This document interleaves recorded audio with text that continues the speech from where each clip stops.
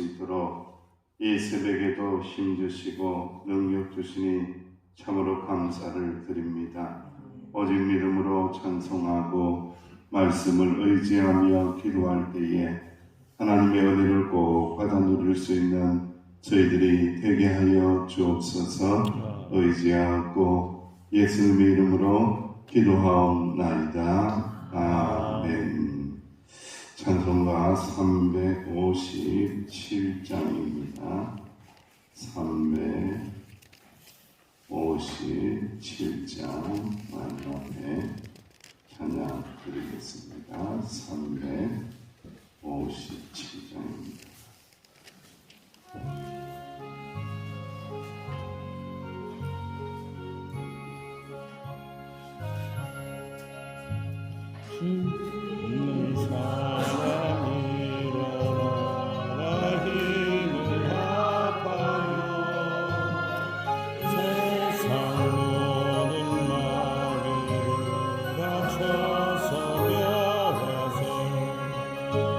저 앞에 오는 적군을 다 싸워 이겨라.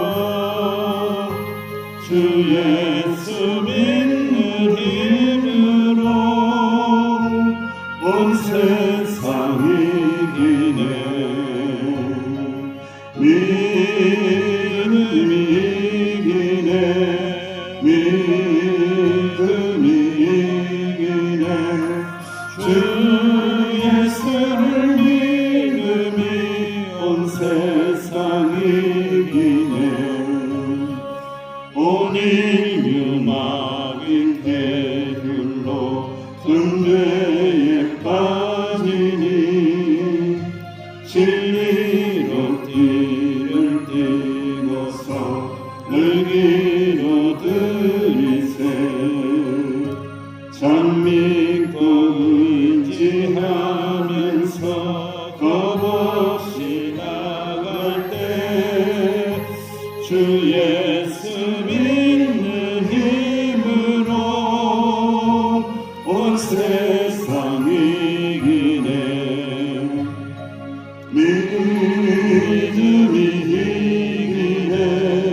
믿음이 이기네. 주 예수를 믿음이 온 세상 이기네. 끝까지 이긴 자에게 이것을 입히고 또 영생 복을 주시니 참 기쁜 일일세. 이 어두운 세상 지나서 저 천성 가도록 주 예수 믿는 힘으로 온 세상 이기네. 믿음이 이기네. 믿음이 이기네. 주 예수를 믿음이 온 세상 이기네. 질문합니다. 주 믿는 사람 일어나 힘을 아파요.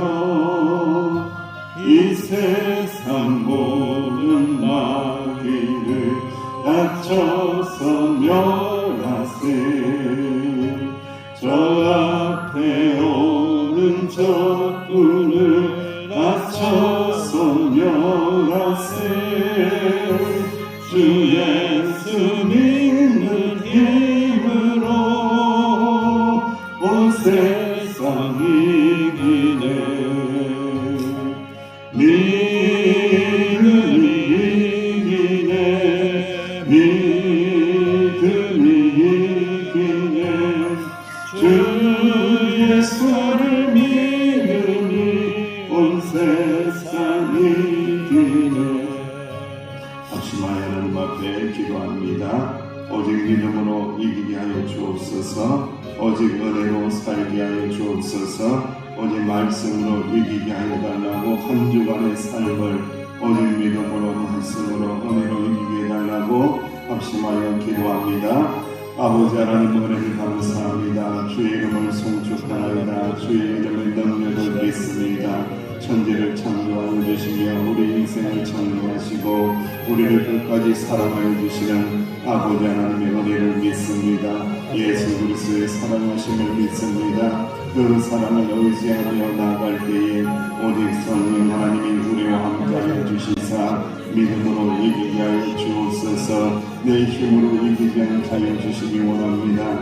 오직 믿음으로 이기게 하여 주옵소서. 오직 주 예수 그리스도의 이름을 믿음으로 이겨낼 수 있는 저희들이 될 수 있도록 인도하여 주옵소서. 마음의 평안 돌아가시고 말씀의 능력 돌아가여 주시고 몸의 강건함 돌아가여 주시사 끝까지 잘 견디고 이겨낼 수 있는 믿음의 사람이 되게 하여 주옵소서. 우리 모든 성도님들 합력하여 이기게 하여 주옵소서.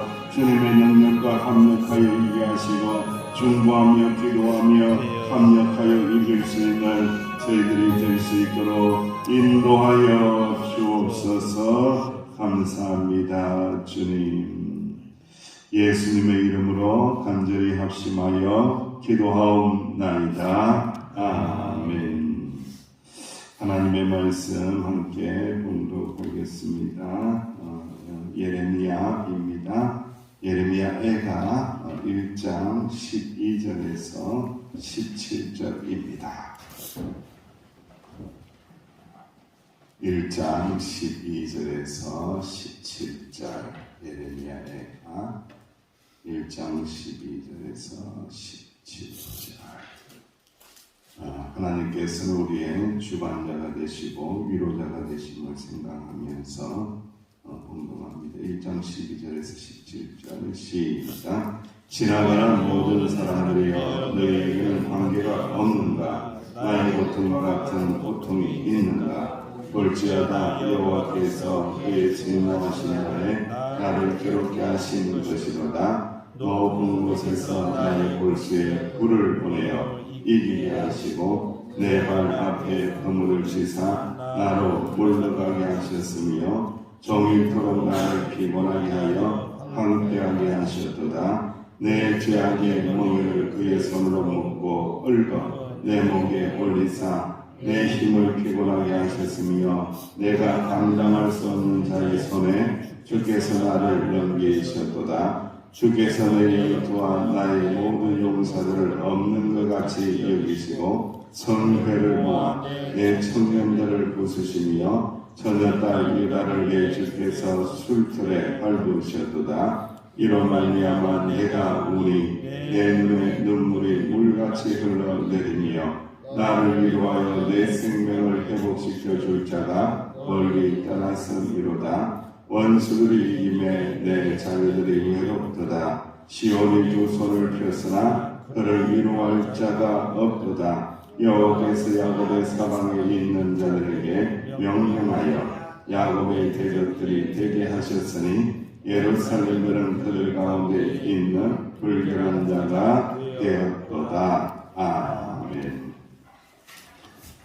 슬픔의 일들, 고난의 일들을 당할 때에 수많은 사람들은 이것을 회피하면 좋겠다, 피하면 좋겠다, 또 남들에게 알리지 않으면 좋겠다, 괜히 자존심도 상하고 마음도 상한다 이런 생각을 하는데 예레미야는 그렇게 하지 않는다고 했어요.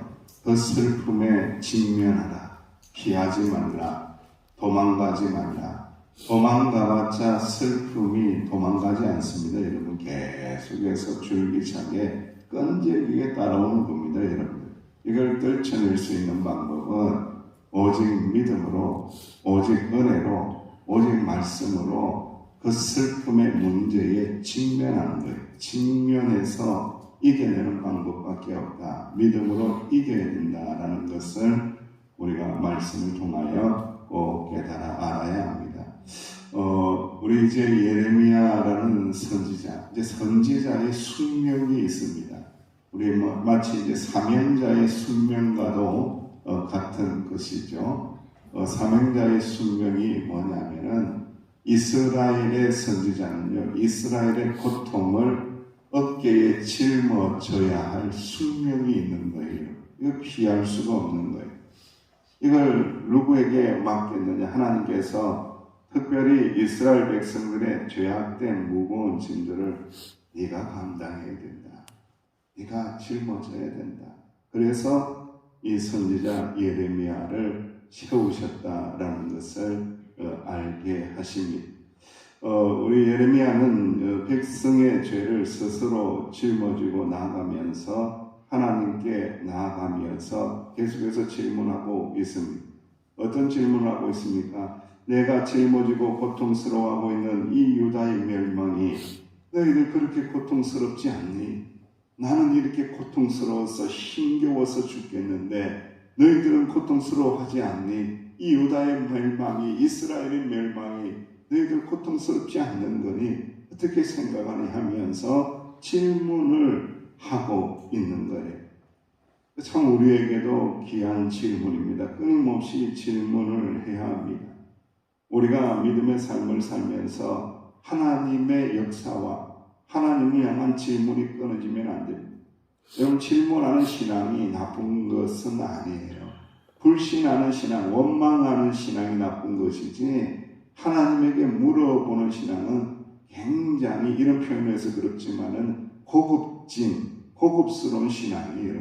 계속 하나님께서 질문해요. 왜 이렇게 하십니까? 왜 이런 일들을 경험하게 하십니까? 왜 우리 아들이 이렇습니까? 왜 우리 딸이 이렇습니까? 하나님, 내 인생의 자리가 왜 이렇게 고독합니까? 하나님, 내 인생의 자리에 돕는 자들이 왜 이렇게 떠납니까? 돕는 자들이 왜 붙여주셔야 되는데 왜 이렇게 하십니까? 내 몸이 아플 때에도 하나님 앞에 질문해야 됩니다.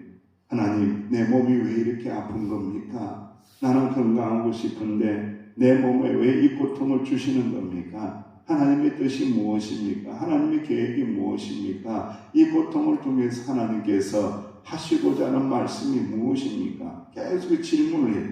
질문을 잘하는 사람이, 옛날에 학교 다닐 때 그랬죠. 질문을 잘하는 학생이 뭘 잘한다? 공부를 잘한다. 질문을 잘하는 성도가요, 믿음이 고급지고 품격이 있어지고 고결해지고 수준이 높아지는 역사가 일어난다는 거죠. 그래서 여러분, 질문을 잘해야 됩니다. 13절 이하의 말씀에 이제 예레미야는 그의 고통에 대한 이야기를 하고 있습니다. 그가 극심한 고통으로 황폐해졌다. 그리고 이 고통과 나는 싸우고 있다라고 말씀하면서 하나님이 이 고난의 아픔을 주심으로 말미암아 자신과 싸우고 있다, 전쟁이다라는 이야기를 하고 있는 거죠. 그래서 여러분, 얼마나 고통스러우냐? 하나님이 불을 그의 뼈에 보내셨다라고 표현합니다. 뼈가 부러져 보신 분 계시죠, 여러분? 뼈가 아픈 거 아시죠, 여러분? 얼마나 아픕니까, 여러분들? 이 뼈가 보내면서 이 불이 뼈에 닿았다라는 거죠. 여러분, 이 사람의 몸의 고통 중에 가장 큰 고통을 뭐라고 이야기하느냐? 제일 큰 고통이 뭘 것 같아요, 여러분들? 제일 큰 고통이 바로 이 불에서 화상을 당할 때의 고통이 제일 큰 고통이래요, 여러분. 이게 불이 살에 닿아지고 뼈에 닿아지면 이거 정말 견딜 수 없다고 그래요. 이게 최고의 고통이라고 해요. 그 최고의 고통을 지금 누가? 선지자 예레미야가 짊어지고 있다라고 이야기하는 거예요. 이게 사명자의 모습이죠. 여러분, 사명자는 어떠한 자이냐? 하나님께서 주신 이 고난의 숙제를 짊어지는 자입니다, 여러분들. 우리 명성교회가 숙제가 있어요? 예, 숙제가 많아요, 여러분들. 예, 같이 짊어져야 돼요. 니나 짊어지세요. 장로님 짊어지세요. 목사님이 짊어지세요. 나는 뒤에서 쫄쫄쫄 따라갈게요. 이게 맞아요? 틀려요? 틀린 겁니다, 여러분들. 함께 짊어져야 되는 거죠. 목사님, 제가 함께 짊어질게요. 장로님, 제가 함께 짊어질게요. 함께 기도할게요. 함께 도울게요. 이게 맞는 거죠. 그게 이제 사명자이고 중보자라는 겁니다. 그래서 이 예레미야를 통해서 우리는 그 사명을 배울 수 있게 하신다라는 말씀입니다. 그리고 이제 15절, 14절에도 죄와 그리고 참혹한 이 유다의 참상들을 이야기를 하고 있어요. 그래서 젊은 군인들이 마치 이 처녀 유다를 짓밟는 것처럼 막 짓밟았다. 포도주 틀로 밟는 것처럼 막 밟았다라는 거죠. 여러분, 우리가 이제 조금 이제 포도주를 만드는 작업들이 우리나라하고 이 유대나라하고 좀 틀려요. 포도주 틀이라는 게 있어요. 그러니까 큰 이게 박스를 이야기하는 게 나무로 만든 이렇게 큰 통이 있어요. 통 같은 데다가 포도를 막 집어 넣는 거예요. 포도를 막 집어 넣어서 거기에 이제 발을 씻고 올라가겠죠. 들어가서 뭘 합니까? 포도를 밟습니다, 여러분. 옛날에 우리가 이불 빨래하듯이 그렇게 막 밟는 거예요. 막 밟으면은 이제 포도즙이 생길 거 아니에요. 그것이 100% 원의 포도즙이 되는 거예요. 그 포도즙을 누가 먹습니까? 이 이스라엘 백성들 뭐가 부족하기 때문에, 물이 부족하기 때문에 그것을 음료수 대용으로 마시는 거예요, 여러분들. 그리고 난 다음에 그게 포도주를 오래 놔두게 되면은 발효를 해서 뭐가 돼요? 자연스럽게 포도주가 되는 거예요. 그래서 가나의 혼인잔치에 보면은 어디서 이렇게 포도주를 가지고 왔느냐, 처음에는 좋은 건 내다가 나중에는 나쁜 건 내는데 왜 더 좋은 포도주를 가져왔느냐라고 하면서 질문을 하잖아요. 그죠? 질문하는데 그런 거예요. 처음 포도주는 좋은 포도주인데 포도주를 다 먹고 나면은 나중에 먹어야 할 포도주는 어떤 포도주를 먹게 될까요? 밑에 바닥에 가라앉은 찌꺼기를 먹는 거예요. 그래서 포도주가 점점 안 좋아지는 거죠. 그런데 좋은 포도주를 가지고 왔다면서 칭찬을 하잖아요, 여러분들. 이런 포도주 틀에 올라가서 막 짓밟는 거예요. 이게 바벨론 군사들이 누구를? 유다 백성들을, 유다의 처녀들을, 유다의 아내자들을, 아이들을 막 짓밟았다는 거예요. 극심한 고통을 이야기하는 거죠. 그 이야기를 그대로 이야기를 하고 있습니다. 그러한 것을 마음속에 담으면서 그 고통과 진통을 어깨에 짊어지면서 예레미야의 진면목과 예레미야의 사명이 등장을 하는데 그 말씀이 16절입니다. 우리 16절 말씀 함께 봉독합니다. 16절 시작. 이로 말미암아 내가 우리 내 눈에 눈물이 물같이 흘러내리며 나를 위로하여 내 생명을 회복시켜 줄 자가 멀리 떠났음이로다. 원수들의 이김에 내 자녀들이 외롭도다. 아멘. 제가 이제 가끔 이제 눈물을 흘리면서 기도할 때에 여러분들 이상하게 생각을 하지 마세요. 오해도 하지 말고 이해를 해주시면 참 좋을 것 같아요. 여러분, 하나님의 나라를 생각하면서 눈물을 흘리면서 기도하는 것은요, 사명자의 사명입니다, 여러분들.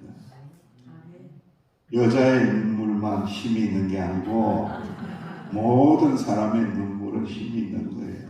특별히 성도의 눈물은 하나님께서 성도의 눈물의 기도는 들어서 응답하여 주신다라는 거예요. 여러분들 이제 자매님들은 무슨 남자가 저리 우는 거야, 찔찔 짜는 거야. 그런데 그런 면박을 남편이나 형제들에게 줄 필요가 없어요. 울으라고 해요. 울으라. 마음껏 울으라. 누구 앞에서? 하나님 앞에서 울으라. 하나님 앞에서 울고 신세탄행하면서 울지 말고 하나님 주실 은혜를 생각하면서 울고 역전성하게 하여 주시는 하나님의 능력을 구하면서 울으라. 마음껏 울면서 기도하라 라고 오히려 격려해 줄 수 있어야 한다는 거예요. 저는 사역을 하면서 때로는 그런 소망을 가지고 기도할 때가 많습니다. 하나님, 기도의 동력자를 보내시고 기도의 동력자를 붙여주세요 라고 기도하는 소리 들어요?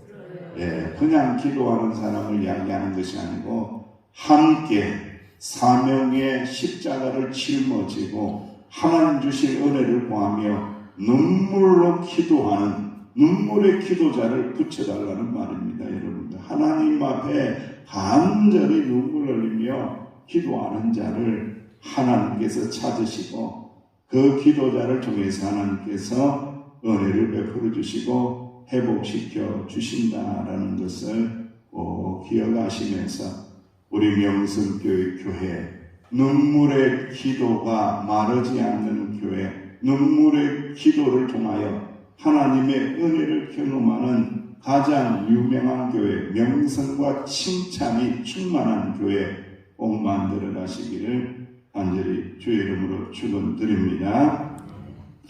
서울에 아주 유명한 떡볶이 골목이 있대요. 골목 첫 번째 집은 제목이 뭐냐? 서울에서 가장 맛있는 떡볶이집. 두 번째 집은 뭐냐? 대한민국에서 가장 맛있는 떡볶이집. 그리고 세 번째는 학교 중에 땡땡땡 하면 좋겠지만 세 번째는 세계에서 가장 맛있는 떡볶이집. 이야, 어떻게 점점 더 센 걸로 가는지 모르겠는데 그 맨 끝에 가장 허름한 집이 있대요. 그런데 그 집이 장사가 제일 잘 되고 그 집의 사장님이 프라이드가 가장 대단하신 분인데 그 집 이름이 뭐냐? 이 골목에서 가장 맛있는 떡볶이집이라는 제목을 가지고 있대요. 참 당당한 이름이잖아요. 여러분을 사랑하시는 주님의 자녀들이요, 여러분들은요 당당해야 합니다.